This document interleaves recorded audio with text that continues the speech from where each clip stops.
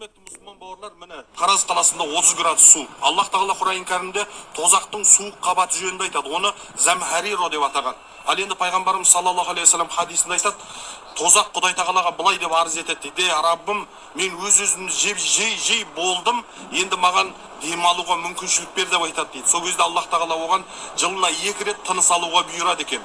Сол кезде қатты тыныс алған кезде шілденің қатты ыстық екен, ал енді қыстың күні қатты тыныс алған кезде қыстың қатты аязы суық екен. Сондықтан да құрметті мұсылман бауырлар, бұндай қатты суық, қатты аяз және шілденің қатты ыстықтары Құдай тағаланың сізбенен бізге ескертуі. Аллах тағала баршамызды тозақ оттан сақтасын. Ассаламалейкум бауырлар. Пайғамбарымыз саллаллаху алейхи вассалам өзінің хадисінде қар туралы айтады ма сұрақ. Пайғамбарымыз саллаллаху алейхи вассалам өзінің хадисінде айтады: расында менің жаннаттағы хаузым, оның суы қардан да аппақ дейді. Ал екінші Қағбадағы қараташ жөнінде пайғамбарымыз саллаллаху алейхи вассалам айтады: ол қараташ жәннаттан түскен әхлі шіріктің кесірінен, Аллаға серік қосушылардың кесірінен ол тас қап-қара болып кеткен дейді. Енді бұл хадистен не нәрсені көреміз? Пайғамбарымыз саллаллаху алейхи вассалам бұл қарды мына дүниедегі ең аппақ нәрсеге теңеген. Сондағы дүниедегі ең аппақ нәрсе қардан аппақ ештеме жоқ екен. Міне бұл да Құдай тағаланың құдіреті. Ассаламалейкум. Мына құрметті мұсылман бауырлар, қараңыз, қар жауып жатыр. Аспаннан Алла тағаланың бұл қарды қай күні жаратты? Қиямет күніне дейін қанша түйір қар жауады. Солардың, қарды алып қарасаң, оюлары бар ғой. Солардың оюлары бір-біріне ұқсамайды. Өйткені Аллах тағала ол бай. Мысал үшін, адамзаттың бүкіл нәрсесі түгесіледі, бітеді. Жер жүзіндегі де бүкіл нәрсе бітеді. Қарап тұрсағына моды көрсететін адамдар шаршап кетеді екен, жаңаша нәрсені ойлап табудан да. Бірақ Құдай тағала ол бай, Құдай тағала шебер. Мына қардың әр түйірінің ойуы қиямет күніне дейін бір-біріне ұқсамайды екен. Міне бұл Алла тағаланың құдіреті бауырлар. Қажылыққа, қарызға барып ақшасын қайтармай жүргендер жайлы не айтасыз? Енді әділет, осы қажылыққа барып келгеннен кейін қарызын қайтармай жүргендерді мен түсіне алмаймын. Неге десең, сені өзі ең қасиетті жерге апарып тұр, және келесінде ол адамнан қашып жүресің. Алла сақтасын, біреуге уәде бердің бе, уәдені орындау мұсылманға міндетті істерден. Ал уәдеден тайып кету ол 200-ліктің белгісі. Аллах тағала пенденің арасын бір-бірін кешірмейінше кешірмейді дейді ертең қиямет күні. Ал Алла менен пенденің ортасында хақылардың барлығын Құдай тағала қалағанша кешіреді дейді.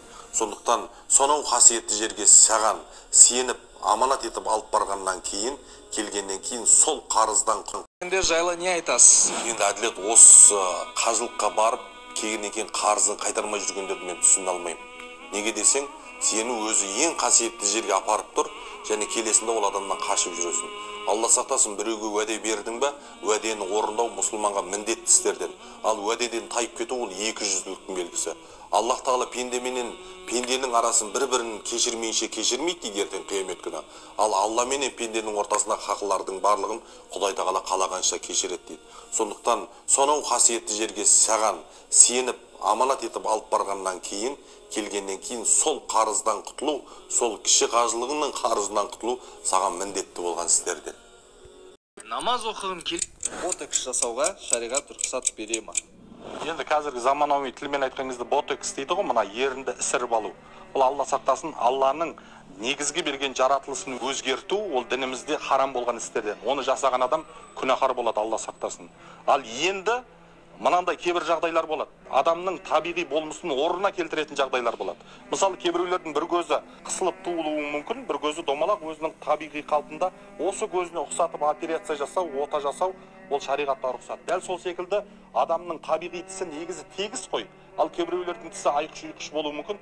Соны орнына келтіру үшін темір тартырып, түзу қылып жасатса, ол дініміз шариғатымызда құпталған істерден. Сондықтан да құрметті мұсылман бауырлар, ерінді ісіртсін болсын, денеге наколка салсын болсын, татуаж жасату, бұл адамның жаратылысын өзгерту, ал адамның жаратылысын өзгерту, ол харам істерден болып есептелінеді.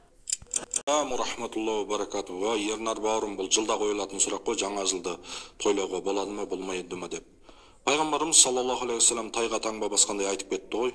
"Уәмән ташаббаха биқаумин фахуа минху" деді. Кімде-кім қандай да бір қауымға ұқсап жүрсе, ол солардан болады деді.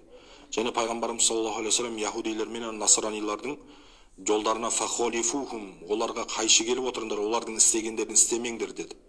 Енді бұл түн біз тек қана дата ауысатын түн деп қана есептеуіміз керекпіз. Бұл түні қарапайым кәдімгі 11-де сен қорылдап ұйықтап жатасың, дәл солай өткізіп жіберу керек, қарапайым түн сияқты.